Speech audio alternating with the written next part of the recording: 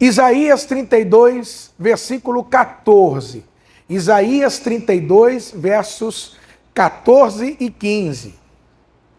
Isaías 32, versículos 14 e 15. Eu vou pegar alguns versículos com vocês aqui no Antigo Testamento, e aí depois nós vamos avançar um pouquinho mais, porque eu quero mostrar algo para vocês aqui.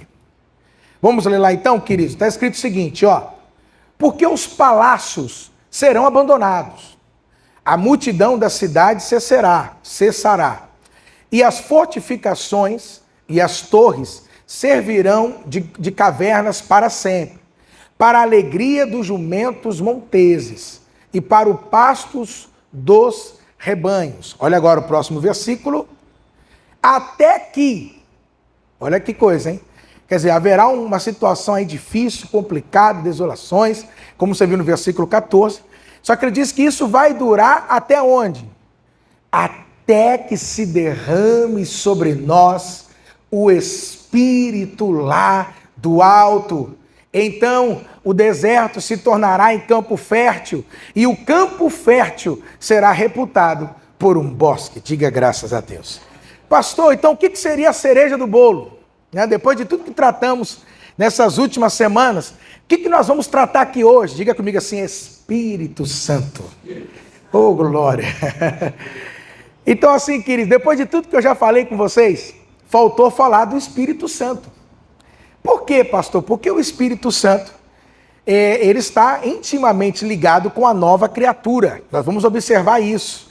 O Espírito Santo, ele está ligado com a nova criatura. Então, para eu falar dessa nova criatura, para eu falar do novo homem, eu não posso deixar de falar do Espírito Santo. Eu não posso deixar de explicar para vocês o lugar do Espírito Santo nesta nova criatura, ou nesta obra que o Senhor realizou em nós, a obra da redenção. Só que para a gente começar, é importante a gente entender algumas coisas, então a gente vai avançando, conforme eu vou mostrando para vocês, nós vamos entendendo aqui.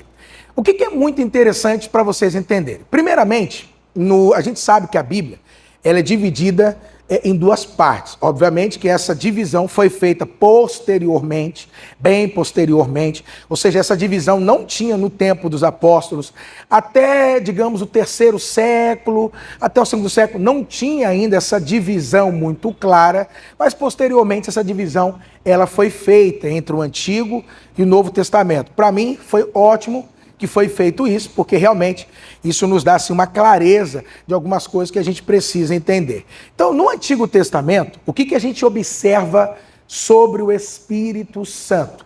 A gente sabe que o Espírito Santo ele é muito falado no Antigo Testamento também. O Espírito Santo tem muitas aparições, manifestações. A gente sabe muito disso do Espírito Santo. Aliás, quando você já lê o livro de Gênesis, lá no capítulo 1, no versículo 2, já faz menção sobre o Espírito de Deus estar pairando sobre as águas. Então, quer dizer, o Espírito Santo ele está muito presente. Mas o que é interessante? Digamos assim, a atuação dele no Antigo Testamento é diferente do Novo Testamento. O Espírito é o mesmo, queridos. O Espírito é o mesmo, as ações são as mesmas, mas a forma dele atuar no Antigo é diferente do Novo. Até porque a atuação do Espírito Santo no Antigo Testamento era uma atuação onde ele estava assim, de uma maneira um pouco mais restrita. A atuação dele era uma coisa muito mais restrita. Por quê? Porque ele vinha e ele atuava em pessoas específicas. Então o Espírito Santo no Antigo Testamento, ele vinha sobre profetas, ele vinha sobre os reis, sobre os juízes, sobre os sacerdotes. E o que é interessante é que ele vinha para uma função específica, para uma situação específica, e depois daquilo feito, ele se retirava. Então é como se ele fosse, na verdade, um visitante. Ele vem, visita, faz o que tem que fazer e depois ele voltava. Isso fica muito claro para nós na história de Saul. Lembra do rei Saul? Que a Bíblia fala que o Espírito do Senhor veio sobre Saul quando ele foi ungido. Mas depois que começa aquela situação entre ele e Davi, aonde ele começa a ter ciúmes de Davi, aonde ele começa a perseguir Davi, a Bíblia fala que o Espírito do Senhor se retira dele, sai dele. E aí ele passa a ser atormentado até por espíritos malignos. Então ali a gente observa como era a atuação do Espírito Santo no Antigo Testamento. E aí o que eu quero que você entenda? No Novo Testamento, a atuação do Espírito Santo, ela mudou. Por isso que é importante que vocês entendam o seguinte, muitas coisas que você vê no Antigo Testamento, no caso, sobre o Espírito Santo, não é válido para o Novo Testamento. Porque essa atuação muda, e depois eu vou explicar isso para vocês semana que vem com mais clareza. Agora, o que é interessante? Já no Antigo Testamento, nós começamos a observar que assim, olha que coisa, como Messias, ele era profetizado, ou seja, todo mundo se preparava para a vinda do Salvador, do Messias. Você sabe que Isaías foi ele é chamado disso, né? Profeta messiânico. Ele é um dos profetas que mais profetizou, que mais anunciou a vinda do Messias para restaurar o povo, restaurar Israel. Então, quer dizer, os judeus, eles viviam com essa expectativa. Olha, aliás, até hoje, né, os ortodoxos ainda vivem com essa expectativa de que o Messias, o Salvador vai vir, ele vai chegar, o Salvador, para redimir a Israel, para redimir o povo de Deus, para estabelecer a paz sobre a terra. Então, quer dizer, eles ainda estão aguardando. E nós, no caso, já cremos que ele chegou. Mas no Antigo Testamento, até a vinda de Jesus, todo mundo estava naquela expectativa. A qualquer hora, ele pode chegar. O Salvador, o Messias, ele vai chegar. Agora, o que é interessante? É que junto com o Messias, também tinha uma outra expectativa. Qual é a outra expectativa? Ah lá. Qual que é a outra expectativa? Junto com o Messias? A expectativa do derramar do Espírito. A expectativa do Espírito Santo. Por quê? Vamos dizer assim, ó, no Antigo Testamento, é como se fosse assim, né? O Espírito era dado a gota a gota, quem está entendendo? Né? Dose homeopática, era uma coisa assim, né? Você pega aquela gotinha, né? Aquele remédio, sabe? E você pinga. Então era assim. A ideia era assim, no Antigo Testamento é aquela coisinha que você pingava, entendeu? Você pinga ali, pouquinho, nada muito exagerado. Só que, o que a Bíblia diz? Que havia uma promessa que Deus ia fazer o quê? Derramar, irmão. O que é derramar, queridos? Pensa em derramar. Quer dizer, era uma coisa exagerada, sem medida. Quem entende o que eu estou dizendo? Quer dizer, o que ele está profetizando é isso, eu vou derramar, eu vou jogar, eu vou liberar, eu vou esparramar, vai ser algo sem medida, vai ser algo exagerado, vai ser algo assim incontrolável. Então a gente observa que já no Antigo Testamento os profetas começam a profetizar que também viria um tempo em que Deus derramaria do seu Espírito. É interessante que assim, nós estamos olhando aqui o profeta Isaías, mas Moisés já tinha essa expectativa, esse desejo, na verdade. Né? Onde há uma situação lá, onde Deus fala para ele assim, Moisés, está muito pesado, vamos dividir o seu espírito, né, com outros anciãos, para que também a coisa não fique só sobre você, vamos, né, pulverizar isso aí. E aí então conta-se que 2 não participaram da reunião, que haveria essa impartição do Espírito. Mas aonde eles estavam, eles foram encontrados pelo Espírito. Então eles começaram a profetizar no arraial. Eles não estavam na reunião, eles estavam em casa. E aí foram correndo avisar Moisés, Moisés, tem 2 que faltou na reunião, mas o Espírito pegou eles lá em casa. Aí Moisés vira e fala, qual o problema? Não, mas eles estão lá. Quem dera se todos vocês profetizassem. Ou seja, se todos vocês tivessem o Espírito de Deus. Quer dizer, Moisés já observava isso. Moisés já percebia que de alguma forma o que aquele povo precisava era do quê? Do Espírito. Então os profetas começam a profetizar o seguinte, olha, chegará um tempo aonde o Espírito será o quê? Derramado. Então tinha essa expectativa, o Messias vai vir, o Salvador vai vir, mas Deus também vai o quê? Derramar o Espírito dele. E aí, no 44, capítulo 44, Pedro Paulo, no versículo 1, olha o profeta Isaías de novo aí, ó. Olha só que interessante. 44, 1. Olha o que o profeta ele vai dizer: agora, pois, ouve Jacó, servo meu, e tu, ó Israel, a quem escolhi. Pode seguir. Assim diz o Senhor que te criou e te formou desde o ventre, e que te ajudará. Não temas, ó Jacó, servo meu, e tu, Jesurum, a quem escolhi. Pode seguir. Porque, olha agora, derramarei água sobre o sedento e rios sobre a terra seca. Derramarei o meu espírito sobre a tua posteridade e a minha bênção sobre os teus descendentes. Então, mais uma vez, o que o profeta Isaías está profetizando? A vinda do Espírito. Mais uma vez, o que ele está profetizando? O derramar do Espírito. Mais uma vez, o que ele está profetizando? A liberação do Espírito. Então a gente observa que começa então a se criar essa expectativa. Os profetas começam a perceber, vamos dizer assim, né? Começa então de alguma forma os profetas a perceberem, começa então de alguma forma os profetas a olharem, e aí eles falam: olha, vai haver também algo aí extraordinário. Algo também está para chegar junto com o Messias. Algo também está para chegar. E o que é? Olha, se fala sobre um derramar do Espírito. O que os céus têm mostrado para nós é que haverá um tempo onde Deus vai o quê? Derramar. Amém, queridos? Vai liberar do seu Espírito. E aí, olha que coisa interessante. Para a gente poder pegar só essa parte para eu concluir, não se estender muito. Não só Isaías, mas a gente sabe que outros profetas profetizaram. Só que onde fica mais claro ainda é o profeta Joel, que é a mesma citação que Pedro vai usar no dia do Pentecoste. Joel capítulo 2, versículo 28, obreiro Paulo. E há de ser que depois, olha lá, derramarei o meu espírito sobre o quê? Sobre toda a carne.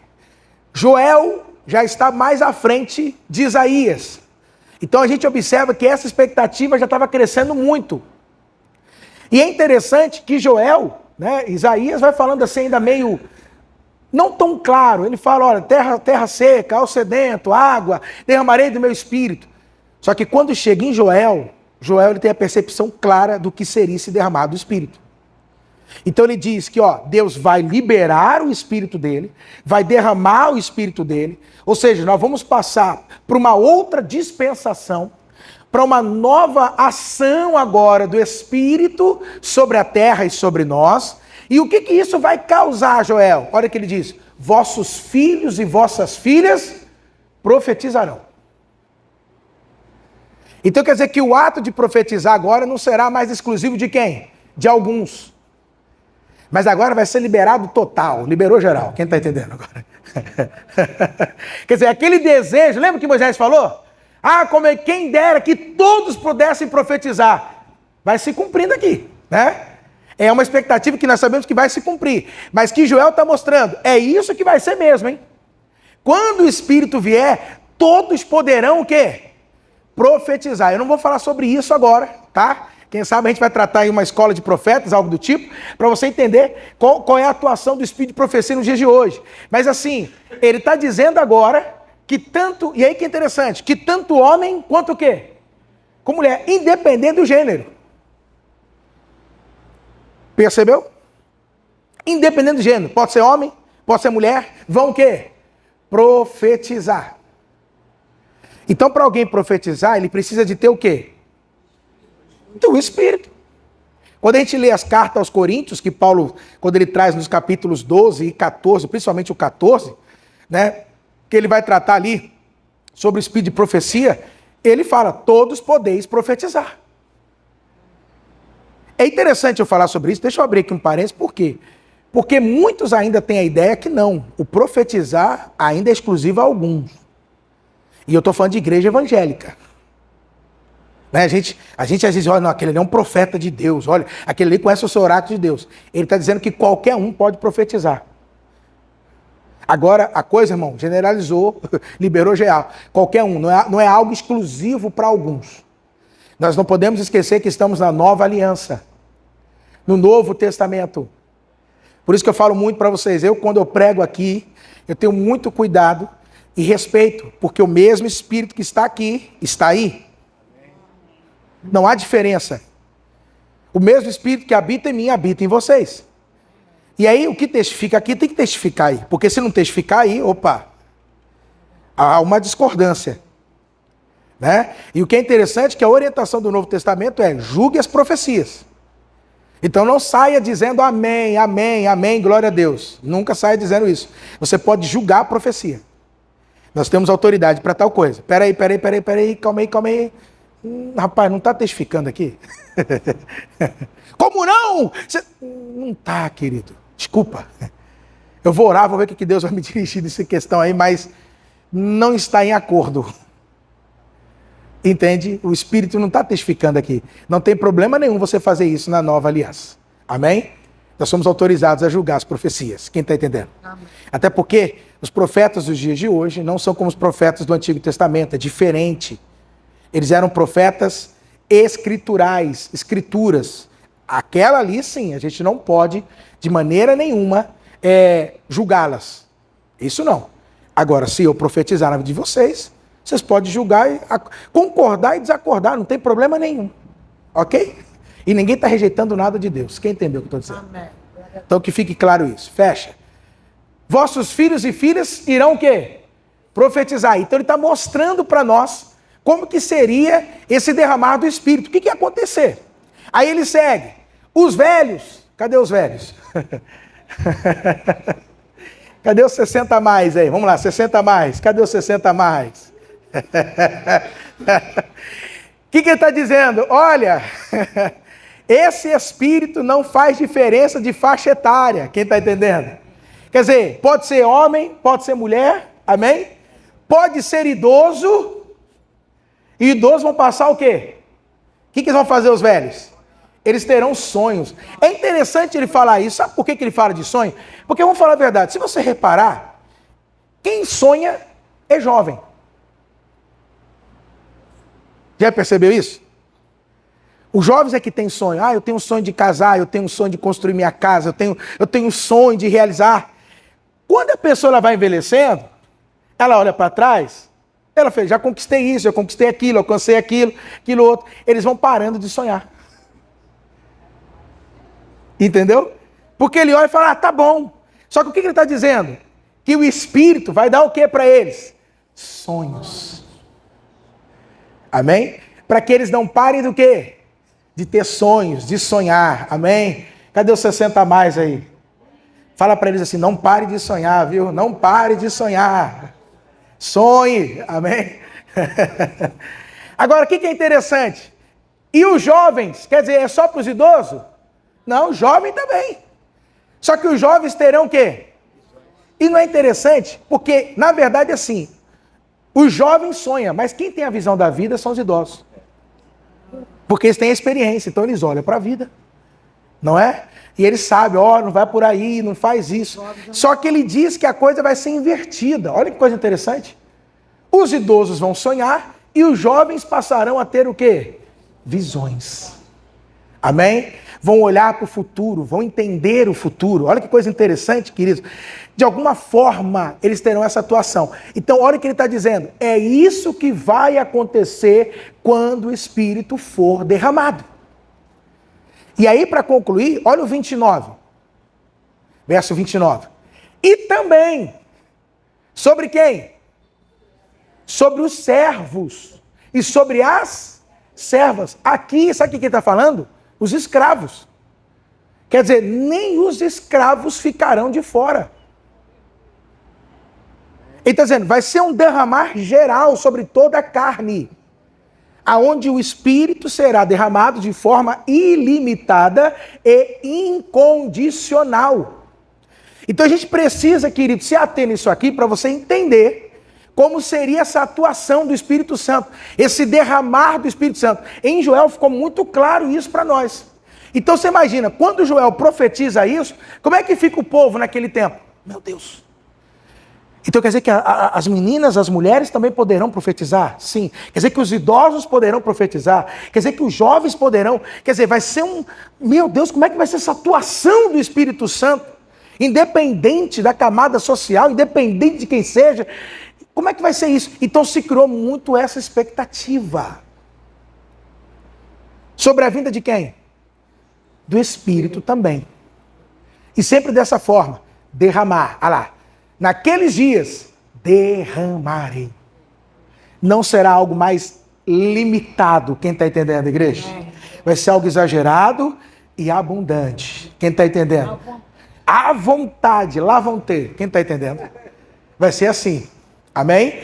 Só que aí o que é interessante? Para você entender, é muito bom para você entender. No Antigo Testamento, isso ainda era o quê? Promessa. A promessa da vinda do Espírito. Tinha a promessa da vinda do Messias, tinha a promessa do derramar do Espírito. Então isso ainda era o quê, queridos? Promessas. Até que a gente chega no Novo Testamento. E aí no Novo Testamento, isso começa a voltar com uma pessoa. Quem é essa pessoa, pastor? Vamos para Mateus capítulo 3, versículo 1, obreiro Paulo. Vamos ver. Agora já no Novo Testamento, hein?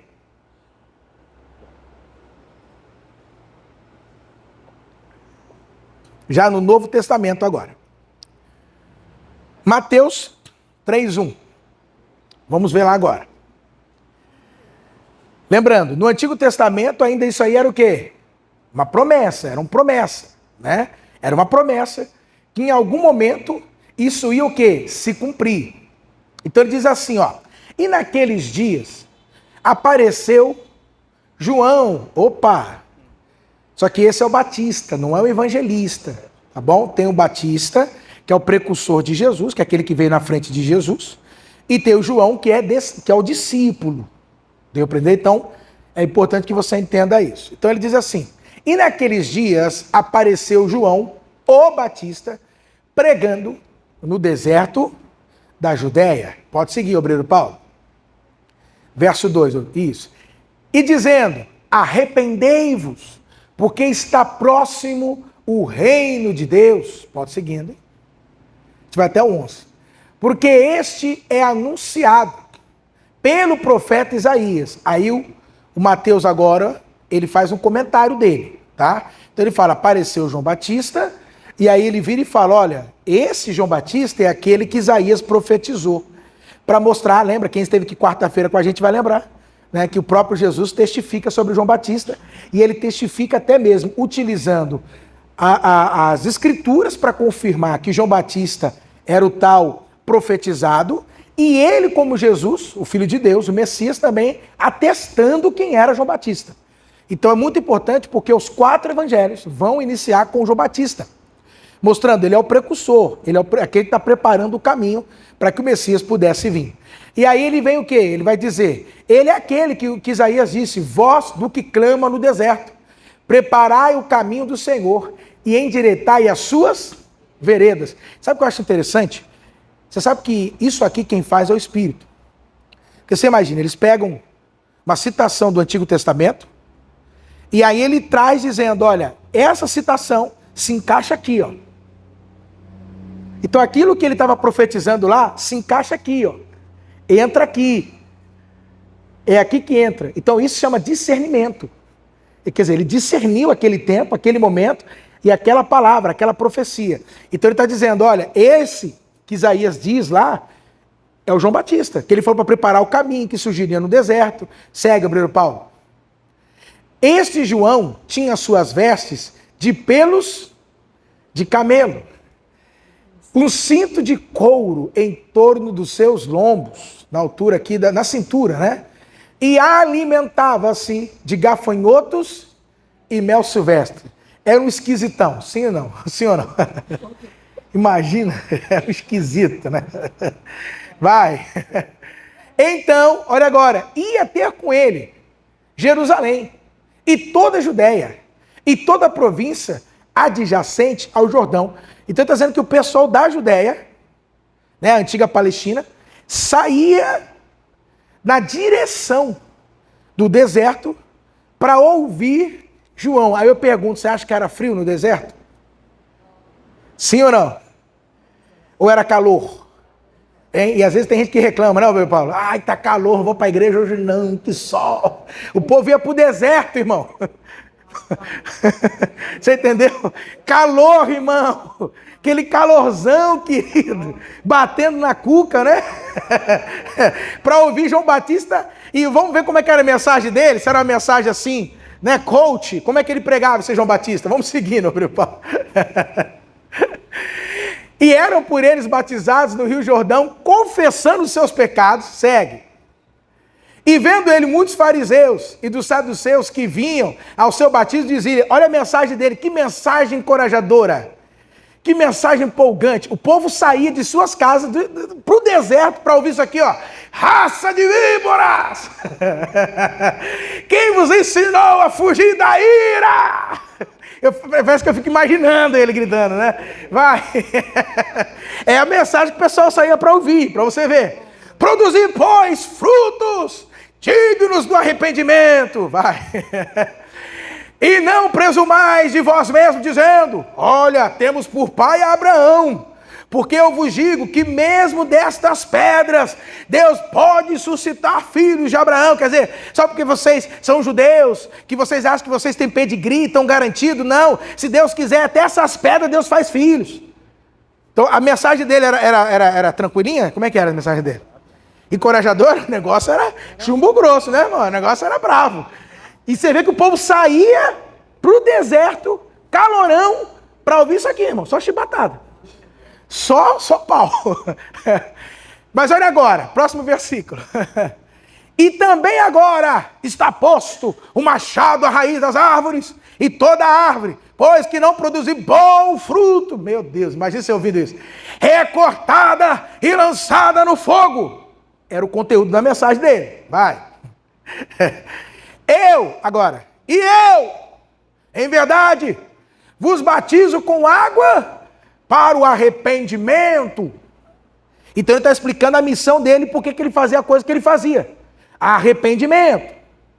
Mas, olha agora, aquele que vem após mim, o que ele vai fazer, queridos? Cujas sandálias não sou digno de levar, ou né, de desatar, ele vos batizará com o Espírito Santo e com fogo. Opa! Peraí, agora João Batista disse algo interessante. João Batista primeiro está falando sobre ele e o motivo pelo qual ele batiza com água. O que ele quer dizer? Ele está dizendo assim, olha, eu, um mero mortal, eu batizo vocês com aquilo que eu posso batizar, ou seja, com essa água aqui. Só que vai vir um que vai batizar vocês com quem? Com o Espírito Santo. Vai vir um que eu não sou nem digno de levar as sandálias, de desatar as sandálias. E esse, quando vier, o que ele vai fazer, queridos? Ele vai o quê? Batizar com o Espírito Santo. O que isso nos mostra? Presta atenção agora. Nos tempos de Jesus, né, depois que os profetas começam a anunciar o derramamento do Espírito, eles começaram então a associar uma coisa com a outra. Qual seria essa coisa com a outra? Eles começaram a associar o Messias e quem mais? E o Espírito Santo. Eu peguei o texto aqui de João Batista porque isso vai ficar bem claro para nós qual era a expectativa que eles possuíam sobre o novo tempo, sobre a restauração de Israel, quando Deus fosse cumprir as promessas. Então eles entendiam, começaram a entender o seguinte, quando o Messias chegar, ele vai fazer o quê? É ele que vai liberar o Espírito. É ele que vai derramar o Espírito Santo. Só que o que é interessante? É que no Novo Testamento, a gente ficava muito assim, mas o que é esse derramar? Esse derramar. No Novo Testamento, derramar muda para qual palavrinha? Ele vos o quê? Batizará. Então, o que acontece? No Antigo Testamento, derramar. No Novo Testamento, ele começa a utilizar essa palavra, ser batizado. Então, o que é o derramar do Espírito? Nada mais é do que ser o quê? Batizado com o Espírito, ou do Espírito, ou no Espírito. Então, ele começa a associar isso. Então, o que é interessante para nós observarmos? Eles já tinham a ideia de que quando o Messias viesse, ele vai trazer o quê?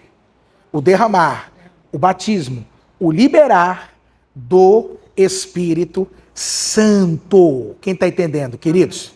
Amém? Então, João está o quê? Confirmando algo que já se tinha.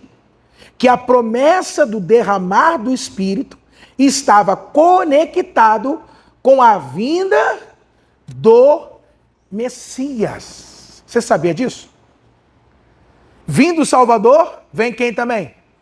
O Espírito. Vindo o Messias, vem quem junto? O Espírito. Então uma coisa está conectada com a outra. Uma coisa está ligada com o quê? Com a outra. E aí eu não quero me ater o que é o fogo ali, tá? Porque o meu interesse aqui com vocês é outro. Você vê que no Evangelho de João, agora sim, Paulo, no capítulo 1, versículo 29, ele vai dizer algo muito interessante para nós. É o mesmo João Batista, mas falando sobre Cristo, sobre o Messias e o Espírito. Ele diz assim, ó, Evangelho de João, capítulo 1, versículo 29. E no dia seguinte, João viu a Jesus, que vinha para ele, e disse, eis o Cordeiro de Deus, que tira o pecado do mundo. Olha que interessante, qual é o papel de Jesus? Tratar do quê?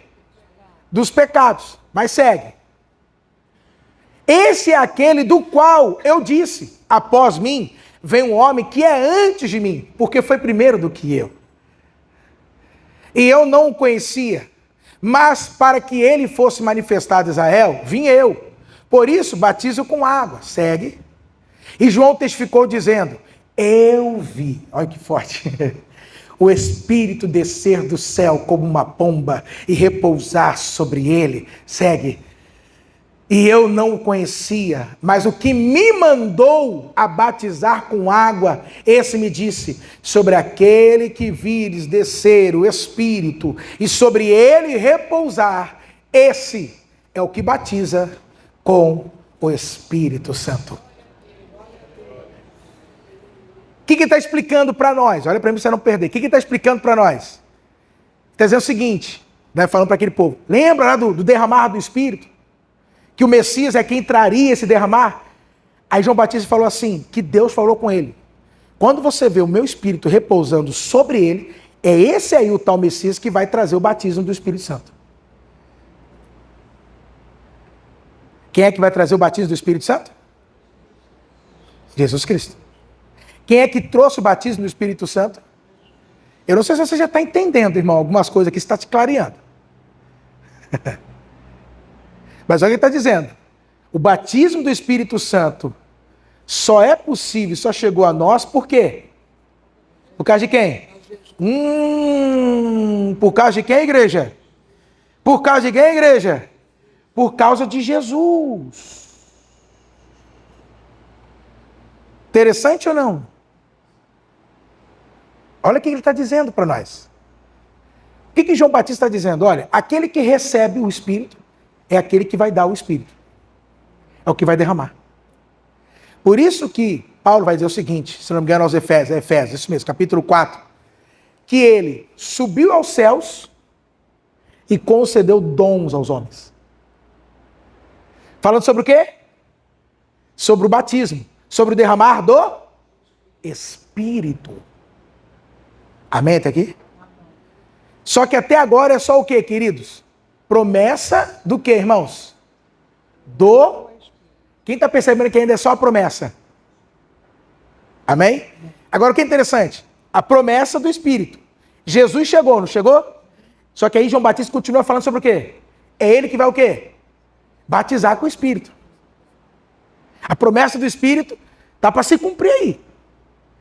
Agora, o que nós vamos ver? Jesus falando sobre isso. Eu ia pegar Lucas, mas eu quero pegar com vocês em Atos para a gente poder correr caso do tempo, tá? Atos capítulo 1 agora, versículo 1. Vocês estão comigo aqui? Estão entendendo? Tá claro? Sim ou não? Tá compreendendo? Então vamos lá. Atos 1 diz o seguinte, versículo 1. Para quem não sabe, quem escreveu Atos foi Lucas, tá? O mesmo evangelista, né? Escreveu o Evangelho, escreveu também o livro de Atos, tá bom? Então foi Lucas também que escreve esse documento aí. Fiz o primeiro tratado, ó, Teófilo, acerca de tudo que Jesus começou, não só a fazer, mas ensinar. Então ele está falando do Evangelho que ele escreveu, ok? Evangelho de Lucas. Segue agora, Gabriel Paulo. Até o dia em que foi recebido em cima. Eita! Depois de ter dado mandamentos pelo Espírito Santo aos apóstolos que escolhera. Segue. Aos quais também, depois de ter padecido, se apresentou vivo, com muitas provas infalíveis, sendo visto por eles por espaço de 40 dias, e falando das coisas concernentes ao reino de Deus. Segue. E estando com eles, determinou-lhes que não se ausentasse de onde? De Jerusalém. Por quê?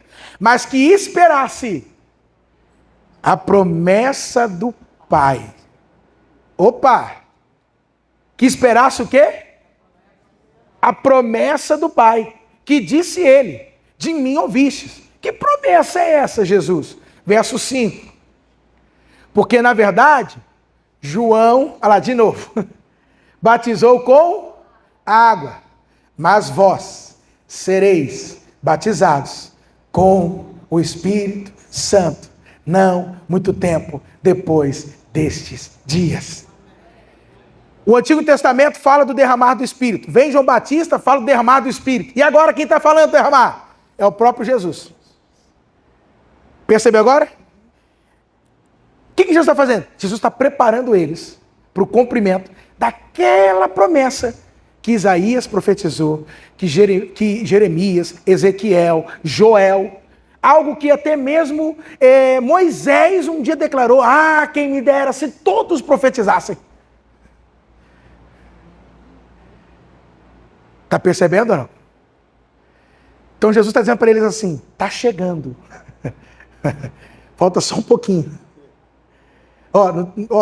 Não muito tempo depois desses dias. Falta só um pouquinho. Para o quê, queridos? Para o derramar do Espírito. Amém? E aí, então, no capítulo 2 de Atos. Vamos lá, Gabriel Paulo. Eu tenho que ler bastante texto com vocês para vocês observar isso na Bíblia, amém? Versículo 1. Atos 2, 1. E cumprindo-se o dia do quê, minha igreja? De Pentecostes. Vou abrir só um parênteses aqui. Posso abrir um parênteses? Mariel, deixa eu abrir um parênteses, Mariel? Posso abrir? É interessante vocês observar uma coisa. Jesus, ele ressuscita em qual festa judaica? Páscoa. O Espírito, então, é derramado em qual festa judaica? Pentecoste, dia de Pentecoste. Que é, se eu não me engano, Pentecoste é Shavuot. Shavuot, isso mesmo, que é Shavuot. Que foi o dia em que Deus deu a Torá para o povo. Pentecoste nada mais é do que isso. Eles estão celebrando o dia que a Torá nos é dada. Mas ainda qual festa que falta ainda se cumprir? A Sukkot, os tabernáculos. Que nós cremos que é o dia que Jesus vai vir e chegar. Então nós cremos, nós entendemos que falta ainda essa festa para se cumprir. Das 3 festas, só falta essa. E alguém sabe quando é que essa festa acontece? Entre setembro e outubro. Então a chegada de Jesus, fica esperto aí, tá, queridos? Festa do tabernáculo, porque é na festa do tabernáculo que se toca as trombetas. Por isso que ele fala, no soar da última trombeta, as sinagogas soam os chofares. O dia que eu vou pregar para vocês aqui sobre escatologia, eu vou explicar isso para vocês. Porque para a gente entender escatologia, volta de Jesus, você tem que entender as festas judaicas. Porque a volta dele, os dias de Cristo, está conectado.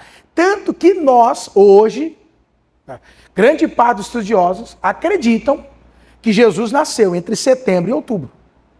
Isso é claro. Isso é fato. Tá? Ele nasceu Em uma festa dos tabernáculos. Porque a festa dos tabernáculos também se comemora a presença do Senhor entre nós. Por isso que João diz assim, e o verbo se fez carne. Sabe o que o original fala?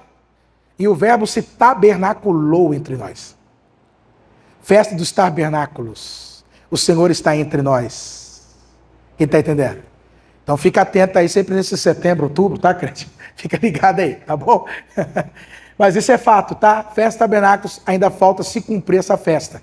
Então, quando a gente tratar aqui sobre escatologia, algumas coisas, nós vamos entrar nessas festas para você entender como é que a coisa funciona, a cronologia, a agenda de Deus. Volta para cá. Então, quando é que acontece? Cumprindo-se de Pentecostes, estavam todos concordadamente no mesmo lugar. Vamos lá, Bruno Paulo. Isso. E de repente, veio do céu um som, irmão. Um barulho. Não é que eles sentiram, não. Mas um som como de um vento veemente e impetuoso. E encheu toda a casa, que estavam, o quê, queridos? Assentados. Ô glória, vai! E foram vistas por eles línguas repartidas como de fogo, os quais pousaram sobre cada um deles. Vai!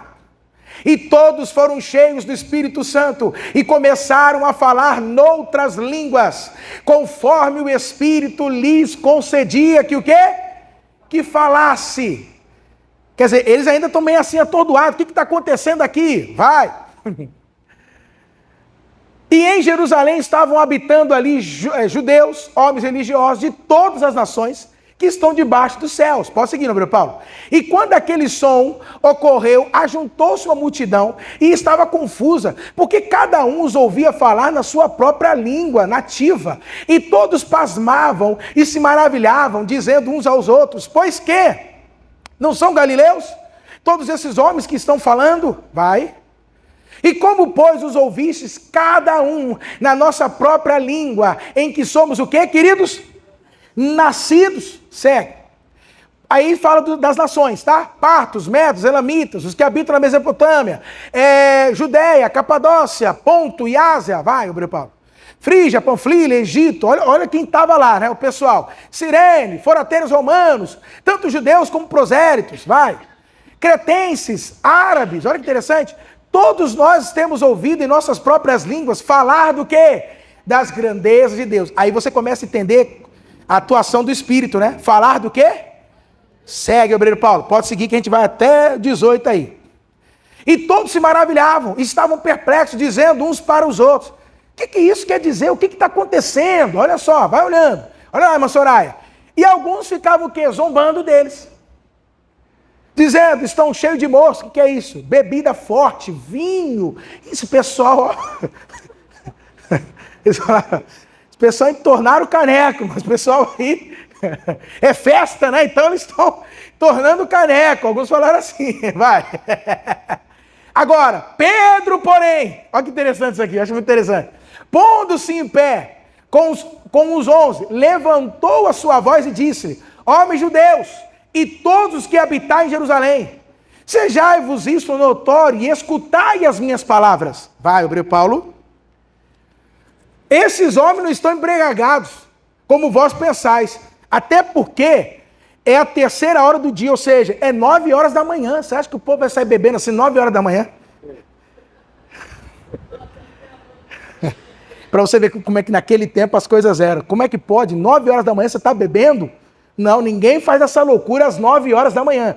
Para você ver como é que eram as coisas naquele tempo, tá? Mal o Pedro sabia. Ô, Pedrão, sabe de nada, Pedrão. Vai lá, 16 agora. Mas isto, olha lá, é o que foi dito pelo profeta. Pedro discerniu. Pedro entendeu. Pedrão, o que foi dito pelo profeta Joel? Vai, obreiro Paulo. Até o 18. E nos últimos dias acontecerá. É importante entender últimos dias, tá? Porque últimos dias fala da vinda do Messias. Nós estamos vivendo os últimos dias. Amém, queridos? O que vai acontecer nos últimos dias? O que foi profetizado, Pedrão? Disse Deus que do meu espírito derramarei sobre toda a carne. E vossos filhos e filhas profetizarão, Os vossos jovens terão visões, e os vossos velhos sonharão sonhos. Pode seguir? E também do meu espírito derramarei sobre os meus servos, sobre as minhas servas, e naqueles dias o que, igreja? Segura aí no 24. Então o que ele está falando para nós? Vocês estão comigo aqui ou não? O que Isaías profetizou, o que Joel profetizou, o que João Batista, de alguma forma, profetizou, o que Jesus disse para eles, está o que agora? Se cumprindo. A promessa se cumpriu. Do derramar do Espírito dele sobre toda a carne. Entendeu agora? O que ele está dizendo? Olha, aquela expectativa que nós tínhamos do derramar do Espírito, quem lembra? O pessoal vai, eu lembro. Lembra aquilo que o profeta... Lembro. Então, se cumpriu agora. Está se cumprindo diante dos olhos de vocês. O que isso significa, amados? Vamos lá para a gente poder entender algumas coisas. Que agora eles não precisavam mais esperar o Espírito. Porque o Espírito foi o que, queridos? Derramado, liberado. Então eles não precisavam aguardar mais o Espírito. Se a gente for trazer isso para os dias de hoje, não é diferente. Um crente, ele não precisa esperar. Olha o que eu estou falando, hein? Um crente não precisa esperar para ser o quê? Batizado no Espírito. Ou seja, eu não preciso mais ficar esperando, olha, no dia, né? Deus vai me... Não precisa mais. Por que não? Porque a promessa já se cumpriu. Aquela promessa de batizar já se cumpriu. Não tem que se esperar mais nada. Na vida do crente, mais nada. Então a promessa que eles esperavam, já o quê? Se cumpriu. Está feito, irmão. Acabou. Agora, o que é interessante, amados? Porque é aqui que eu quero começar a mostrar algo para vocês interessante. Que agora começa a relação com a nova criatura. Porque eu tive que trazer isso aqui para você entender o contexto, né? Na verdade, é uma introdução para eu tratar o que eu vou tratar com vocês agora. A mensagem começa agora. O que é interessante? É o que ele vai dizer agora para nós, nos versículos 22, obreiro Paulo, porque ele está explicando para o povo. Continua o entendimento, ok? Se cumpriu a promessa. Aí ele vai explicar algumas coisas. Olha agora. Homens israelitas, escutai essas palavras. A Jesus Nazareno, olha agora. Cumpriu a promessa, aí ele começa a falar de Jesus. Homem aprovado por Deus entre vós, com maravilhas, prodígios e sinais, que Deus, por ele, fez no meio de vós. Como vós mesmos bem sabeis. Vai. A esse que vos foi entregue pelo determinado conselho e presciência de Deus, prendestes, crucificastes e matastes pelas mãos de injustos. Segue o obreiro Paulo. O qual, olha agora, irmãos, Deus ressuscitou, desfazendo as dores da morte, pois não era possível que fosse retido por ela. Versículo agora 32, obreiro Paulo, que eu tenho que correr por causa do tempo, irmãos. Deus ressuscitou a este Jesus, do que todos nós somos testemunhas. Vai, obreiro Paulo. De sorte, olha agora, que exaltado pela destra de Deus, e tendo recebido do Pai. Recebido o quê?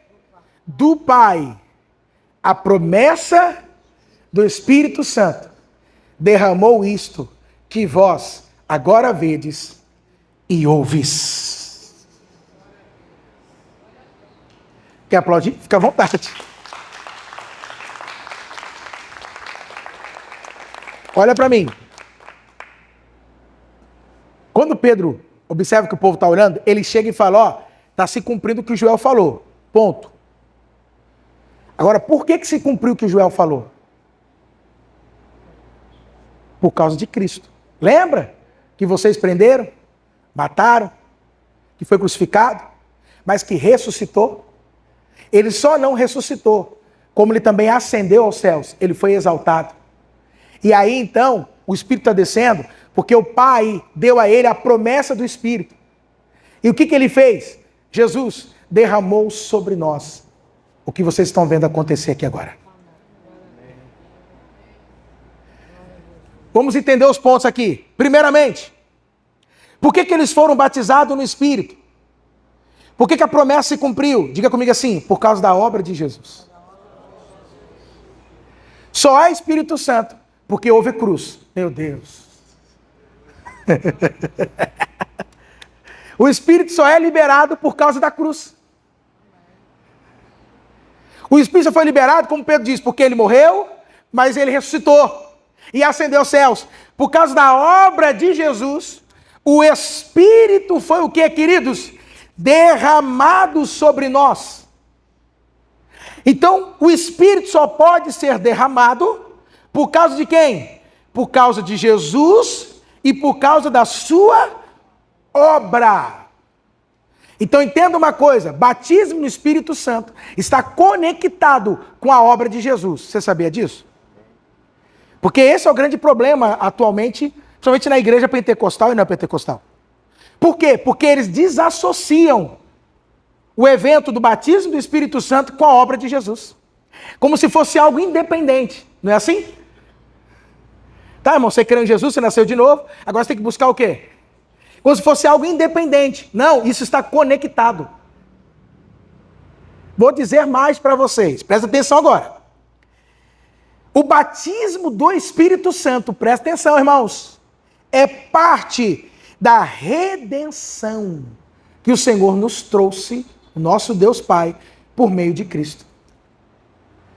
Então, dentro da redenção, da restauração, dentro daquilo que o Senhor veio fazer em nós, ou seja, da gente nascer de novo, ser novas criaturas, ser redimidos e tudo mais, isso também está incluído o quê? O batismo do Espírito Santo. O derramar do Espírito Santo. Então, o derramar do Espírito Santo está associado com a redenção que Deus nos traz por meio de Cristo. Ela não é um evento separado, ela é parte do plano de Deus para a minha vida e para a sua vida. Absorve isso. Ela não é um evento separado. Ela estava incluída dentro do plano de Deus para o novo homem, para a nova criatura. Por isso que eu deixei para o final. Assim como o Senhor nos perdoou, nos justificou, são partes, justificou. Nos redimiu, nos santificou, foi tudo que nós tratamos. Nos tornou eleitos, salvos. Dentro desta obra estava o que também? O batismo com o Espírito Santo. Ele é parte dessa obra. Não é um evento esporádico, solto, não.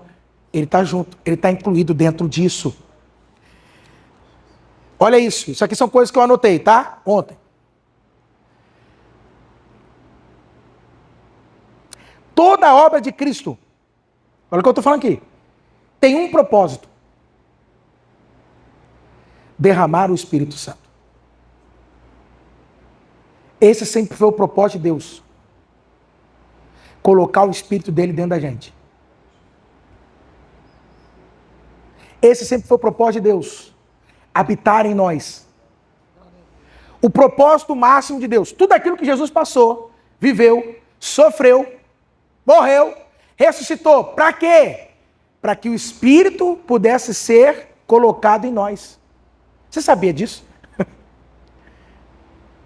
Então a gente pode dizer que a obra final de Jesus qual é?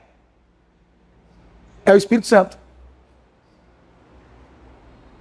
Quando o Espírito foi derramado, agora sim, Cristo falou, agora está consumado, tanto na terra como nos céus. Pronto. A obra está feita, está completa. O Espírito foi liberado. Ou seja, olha isso, irmãos. O batismo é a coroa e a glória, o ápice da obra de Jesus. O batismo do Espírito Santo, ela é a coroa, é a glória, é o ápice da obra de Jesus. Ou seja, a obra completa só é completa com a vinda do quê? Do Espírito Santo. Então agora, como o Espírito foi derramado, se cumpriu. A obra está completa. Acabou. Quem está entendendo até aqui? Por isso, pega essa. Presta atenção, hein? Batismo não se busca. Batismo se recebe. Batismo não se busca. Batismo se recebe. Esse é o problema. Nós fomos ensinados ao quê? Por isso tem gente que não passa pela experiência. Porque ele está buscando, ao invés dele simplesmente o quê? Receber. De novo, batismo não se busca. Batismo o quê, queridos? Se recebe. Uma coisa que está muito clara nos evangelhos é Cristo quem batiza. É Cristo quem dá. É o que está falando lá. E derramou isto. Quem é que derrama? É Cristo. Quem é que dá o Espírito? É Cristo. Então não é algo, queridos, que parta de mim. É uma iniciativa dele. Entendeu? É como eu coloquei aqui no início. Quer ver?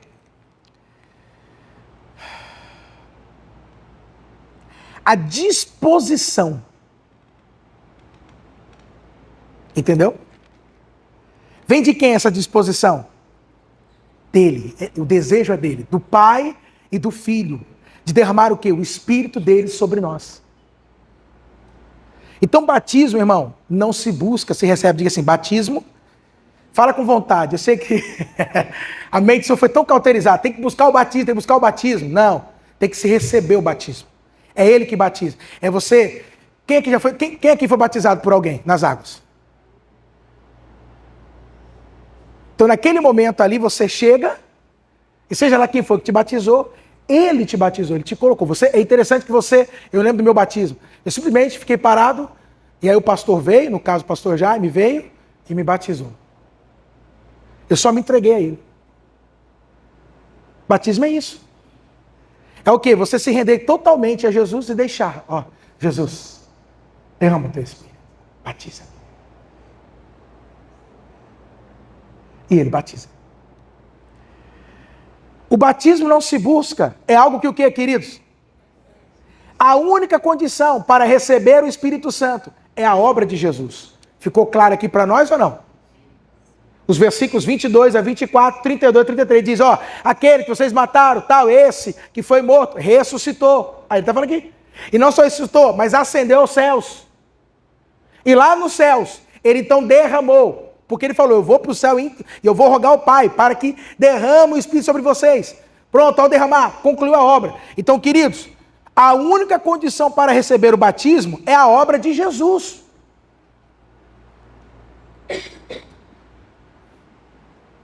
Então, quantos que podem receber o batismo? Todos. Por causa do quê? Da obra de Jesus, olha lá, é o que ele está falando. Por causa de Jesus, você pode receber o batismo. Aí sabe o que é interessante? Deixa eu ver se eu não coloquei isso mais adiante, mas eu vou falar aqui. Não depende de nós. Então você cria livros, como receber o batismo do Espírito Santo. 7 condições para receber o Espírito Santo. 7 passos para ter o Espírito Santo. Se criou um monte de coisa, irmão. Não, porque você tem que passar tempo de oração. Não, porque você tem que fazer jejum de 21 dias. 21 dias de jejum para ser batizado no Espírito. Não, porque você tem que fazer uma campanha no monte para receber o Espírito. Balela. Até porque o Espírito já foi o quê? Liberado. É só receber agora. Porque a promessa já foi cumprida. Jesus cumpriu todo o propósito. Agora é só receber. Quem entendeu o que eu estou dizendo aqui agora? Não depende de nós, mas daquilo que Cristo fez. Quantos podem receber o batismo do Espírito Santo? Por causa do que você pode? Por causa da obra de Jesus. Porque o batismo é parte da obra de Jesus. Entendeu? É o pacote. Dentro do pacotão, estava incluído o quê? O batismo no Espírito Santo. Entendeu agora? Está dentro. Por isso que na concepção deles é o seguinte, se você é salvo, então você é batizado no Espírito Santo. Não tem como se associar uma coisa da outra. É parte da obra. Está dentro do pacote. É o combo. Quem entende o que eu estou dizendo? É o que a Bíblia está mostrando para nós. Por que ele é parte da redenção? Quem quer entender aqui? Olha que coisa maravilhosa. Agora eu vou encerrar com vocês, tá? Ezequiel 36. Esse ponto de Ezequiel 36 é muito importante, irmãos. Verso 26, Obrigado, Paulo. De novo, nós lemos ele, nós já temos umas duas sextas aí, né? Ezequiel, domingo também lemos aqui. Domingo, né? Lemos domingo. Por que é parte da redenção? Presta bem atenção agora. Porque olha o que Ezequiel está profetizando. Olha que coisa maravilhosa, queridos. E aqui para nós vai ficar muito claro, meus amados. Por que, pastor, que o batismo é parte da redenção? Olha o que o 26 fala. E dar-vos-ei um coração novo, e porém dentro de vós um espírito novo. Para nós já basta aqui. Ele está profetizando algo que Deus iria fazer em nós, na humanidade. O que isso fala a respeito? O que é um novo espírito? Fala, sabe sobre o quê? Porque eu não expliquei isso aqui ainda para vocês claramente. Sobre o novo nascimento, a regeneração. A nova criatura. Então, quando ele fala do novo espírito, novo coração, ele está falando do momento em que o homem nasce de novo. Ele está falando sobre a regeneração, sobre o momento que nos tornamos novas criaturas, sobre o novo homem. Então ele está mostrando para nós ali como que seria esta obra de Deus em nós. Primeiro, nos regenerando. Nos tornando o quê? Novas criaturas. Por meio do quê? Do novo nascimento. 27. E para que Deus está fazendo isso? Nos regenerando. Para quê? Para colocar o que dentro da gente? Para derramar o que sobre nós? Para nos batizar no quê? Então você só nasceu de novo para poder receber o quê? Pelo amor de Deus, igreja. Você só foi regenerado para quê? Para ele poder colocar o Espírito dele em você. Colocar o Espírito é o derramar. É o batismo. Entendeu? É o mergulhar. É o imergir. Então primeiro ele fala, vocês serão regenerados, nascidos de novo, para depois o quê? Colocar o Espírito. Então quando ele fala sobre o meu Espírito, que é o Espírito Santo, ele está falando do Espírito. E o que ele está falando? Que esse Espírito está ligado ao quê, queridos? Novo nascimento. O que isso significa? Que só pode ter o Espírito Santo quem o quê? Quem nasceu de novo. Só pode ter o Espírito Santo quem já é novo o quê? Nova criatura. Entendeu então por quê que você nasceu de novo? Que você foi regenerado? Para quê? Para ele poder derramar, colocar o Espírito dele dentro da gente. Porque se não fosse assim, não tem como. Por isso que o Espírito no Antigo Testamento ele só vinha e saía, ele vinha sobre. Mas ele não podia habitar. Não tem porquê você nascer de novo e não receber o Espírito. Não tem como isso. Não há motivo de ser um novo nascido, mas e o Espírito? Porque o propósito do novo nascimento é preparar um lugar, é nos preparar para que Deus possa colocar o quê? O Espírito dele dentro da gente. Quem entendeu aqui, queridos? Amém, queridos? Por isso, a gente não recebe o Espírito porque a gente é santão. Porque tem muita gente assim, né? Quantos que ficam aí, pastor, mas é que eu não sei. Assim, né? Tem umas coisas na minha vida ainda. Eu tenho que me santificar mais, né? Assim, Obrigado, Paulo? Eu tenho que me santificar mais. Eu tenho umas coisas ainda, eu falo umas coisas. Eu sou crente, sou fiel, não é nada muito exagerado. Mas eu ainda sou muito estourado, eu não sei, ainda tem umas coisas em mim. Eu acho que é por isso que eu não estou recebendo o Espírito Santo. Não é não? A única condição para receber o Espírito Santo é a obra de Jesus. A única condição para receber o Espírito Santo é ser nova criatura. E você só pode ser nova criatura se você crê em Jesus. Quantos creem em Jesus aqui? Você crê, você sabe que você é nova criatura? Quantos aqui sabem que são novas criaturas? Quantos aqui creem que são novas criaturas? Tá, e por que você é nova criatura? Porque você creu na obra de Jesus. Então não tem como eu crer numa obra para nascer de novo e não crer numa obra para não ser batizado. Se ambos estão conectados. Crer para uma coisa e não crer para outra. Porque tudo se recebe por fé, irmão. O Espírito Santo é por fé. Está lá em Gálatas, capítulo 3. Lê do versículo 1 ao 6, você vai ver. Ao 5, você vai ver. Por que recebemos o Espírito Santo? Porque cremos. Por que eu nasci de novo? Porque eu creio. Por que eu sou salvo? Porque eu creio. E por que eu recebo o Espírito? Porque eu creio. Tudo é o quê? Fé. É porque cremos. Quem entendeu aqui, igreja? A gente não recebe o Espírito porque somos santões. Não, santarrões. Gente que arrota santo, que quer ficar rotando santidade. Porque eu sou santo, sou de Deus. Mas porque nascemos de novo. Amém, queridos? Quantos entenderam aqui hoje? A promessa já foi cumprida? Sim ou não? Há por que esperar? Não. Quem entendeu aqui? É só receber do Espírito. Porque todas as condições, tudo, Jesus lá na cruz, na obra dele, já nos preparou. Quem entendeu aqui? Qual é a obra final de Jesus? Colocar em nós o quê? O Espírito Santo. Quantos entenderam aqui, queridos?